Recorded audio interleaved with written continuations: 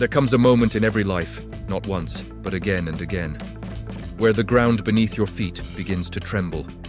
The plans you thought were certain unravel.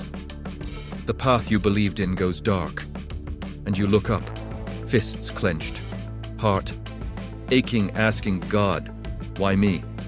But what if the question was never why me? What if the question was, are you ready? Because contrary to what you may believe, God isn't punishing you. He isn't ignoring you. He isn't testing you just to break you. He's trusting you to rise, to build, to carry what few dare to carry. The truth is, anyone can celebrate when everything's easy. Anyone can smile when the path is smooth, but only those who are trusted can walk through fire and keep moving. You weren't chosen for comfort. You were chosen for calling, and calling is never convenient. If you're in a season of pressure, of silence, of closed doors and battles that feel far bigger than your strength, it's not because you're weak. It's because heaven believes you're strong. God doesn't test the unready. He trusts the prepared. He places weight on shoulders that have been forged by discipline, not feelings. This world has conditioned you to fear struggle. But Napoleon Hill once said, every adversity carries with it the seed of an equal or greater benefit. That seed, your seed, is buried deep inside you. But seeds don't grow in sunlight alone. They require darkness, pressure, and time. What you're facing is not destruction. It's depth. It's refinement. It's the furnace before the throne. You don't sharpen a sword in the softness of silk. You strike it with fire and hammer and relentless heat. And if you feel like you're being hit from every side, that is the sound of greatness in the making. Because make no mistake, God is not watching to see if you'll break. He's watching to see if you'll build. He's entrusted you with something sacred, your gift, your path, your destiny. And he needs to know that when the storm comes, you won't run, you'll rise. Mindset is everything now. If you believe the pain is random, you'll resist it. If you believe it's punishment, you'll resent it. But if you believe it's preparation, you will rise through it. That's the beginning of transformation. They say success begins in the mind, but I'll tell you this, the mind is a battlefield long before it's ever a blueprint. When your circumstances say quit, your mind must say continue. When people leave, when doors shut, when silence echoes louder than your prayers, your mind must remain anchored to the unseen, to what God whispered to you in the quiet. Because belief is not a feeling, belief is a decision.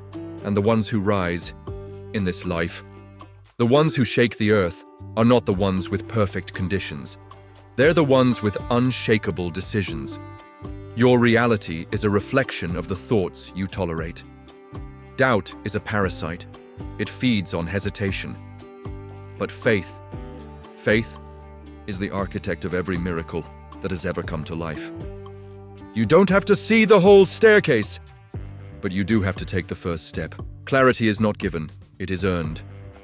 You gain it by moving, by trying, by walking forward even when fog wraps around your feet. God doesn't show you the whole plan because he's not interested in raising slaves to certainty. He's building leaders of trust. Look at Moses. He didn't get the map, he got a mission. Look at Abraham. He wasn't shown the end, he was shown a direction. Look at Joseph. He had the dream, but not the timeline. And still, they moved. Still, they trusted. That's the difference between the wandering and the called. The wandering need clarity to move. The called move, and clarity follows them. You want vision? Then stop waiting for perfect conditions. Start becoming the person your vision requires. Because vision doesn't start in the eyes, it starts in the spirit. It starts in the moments no one sees. When you choose character over comfort, consistency over chaos, faith over fear. When God entrusts you with a vision, he's not handing you a picture. He's handing you a process. And that process will break everything in you that cannot carry the weight of the dream. So if you feel like things are falling apart, maybe they're falling into place by force. God isn't asking you to fake strength. He's asking you to find it, to dig deeper than your ego, to go lower than your pride. Because purpose doesn't live in applause, it lives in alignment.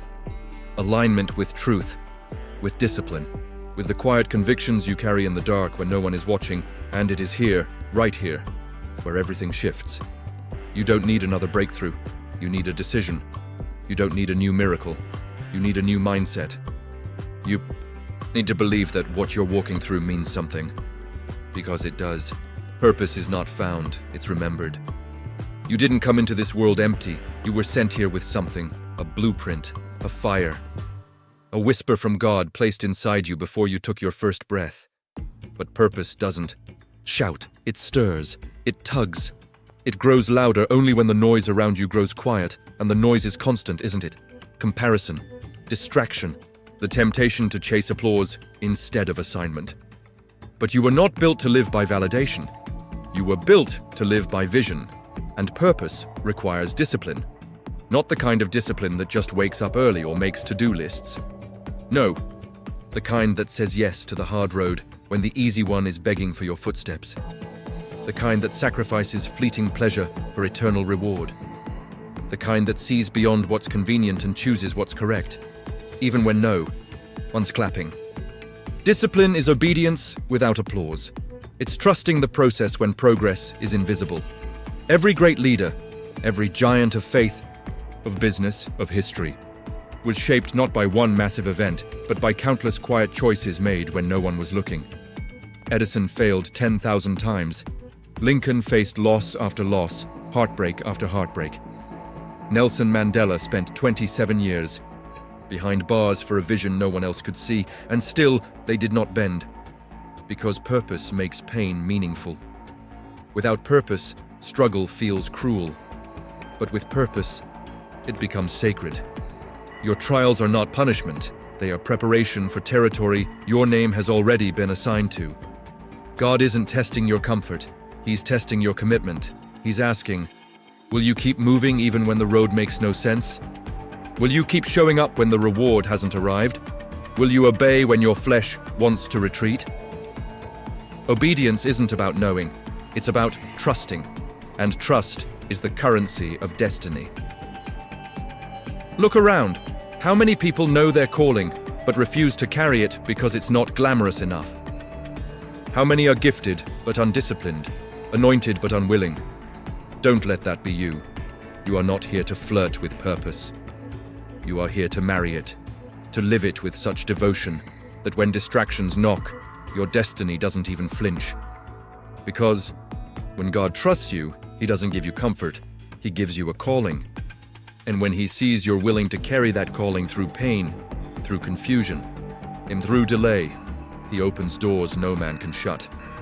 Discipline is the bridge between desire and destiny. You don't have to feel like it.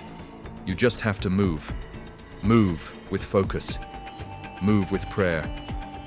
Move with faith that grows even in the silence. Because heaven is not watching how loud you praise. It's watching how faithfully you walk when the lights go out. Action is sacred, because faith without action is fantasy. The universe doesn't respond to your intentions. It responds to your movements. God honors obedience, not overthinking. You don't need another confirmation. You don't need another sign. You need to move. Every miracle in Scripture was activated by movement. Peter walked on water, but not until he stepped out of the boat. The Red Sea parted, but not until Moses raised his staff.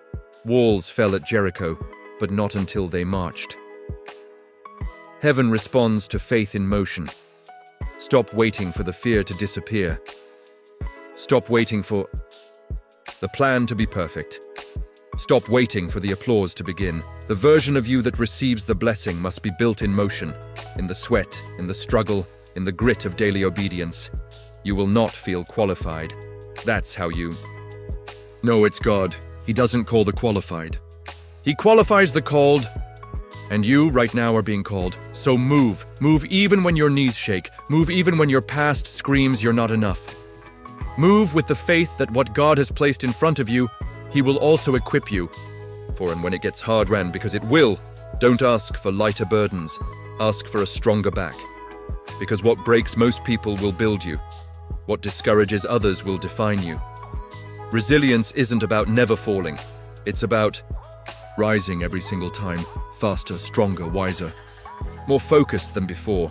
Every failure is a forging fire. Every delay is discipline in disguise. Every no is a redirection towards something better. You don't just bounce back. You build back, stronger, more refined, more obedient. Because struggle is not evidence of abandonment. It is the fingerprint of God's refining hand. Think about it. Diamonds are made under pressure. Gold is purified in fire. And leaders, true leaders, are carved from stone with blades of adversity. Don't curse the fire. Bless it. Because it's not burning you.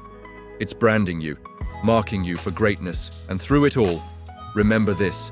Gratitude is your weapon. Gratitude doesn't ignore the pain. It reframes it. It says, this hurts, but I'm still standing. It says, I don't see the answer, but I trust the author. It says, I'm not where I want to be, but thank God I'm not where I used to be. Gratitude turns suffering into seed. It turns breakdowns into breakthroughs. It turns wilderness seasons into wisdom soaked in faith. So open your mouth, even in the storm, and thank Him. Thank Him for the challenge, for the pressure, for the isolation, for the silence. Because these are not punishments. They are proof that you are being trusted. Only the trusted are tested like this. And you, yes, you, are trusted. You may not feel ready, but God's not looking for the ready. He's looking for the willing. Willing to step, willing to break, willing to believe when it doesn't make sense, willing to be stretched so far that everything you used to cling to falls away. Until all that remains is faith, because faith isn't what you have when things are going right. Faith is what you choose when nothing makes sense. But you trust anyway, and that is what this whole process is about. You think you're being tested? No, you're being trusted. Trusted to carry something heavy, trusted to build something holy, trusted to walk through fire and come out gold. You are not fragile, you are forged, you are not overlooked. You are under construction. You are not losing. You are becoming, and what you are becoming. This person forged in stillness, in faith and fire, is the person who can carry the thing you prayed for. This isn't punishment. This is preparation. This isn't delay. This is design. This isn't rejection. This is refinement. God is not wasting a moment of this. He is not sitting back, watching you drown. He is building in you what this next season of your life demands. He is shaping you for stages you haven't seen. He is aligning relationships, positioning opportunities, moving pieces behind the curtain of time. All in preparation for the day He says, now.